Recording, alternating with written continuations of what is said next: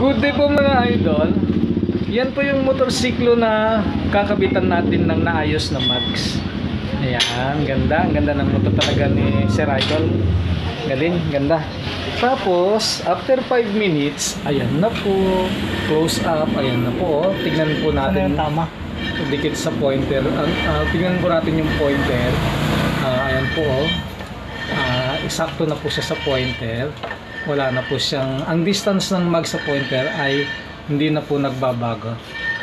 Tapos sa kabilang pisngi, hindi natin na-check kanina, pero wala rin naman po siyang tama. Wala naman po tama yung kabilang pisngi.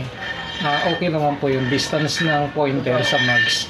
Kaya okay na po. Natapos po ang mags after 5 minutes. Sana po mainganyo po kayo na magpagawa na lang sa amin ng mags pag na-UP po ang mags ninyo.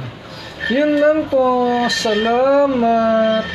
Bye-bye.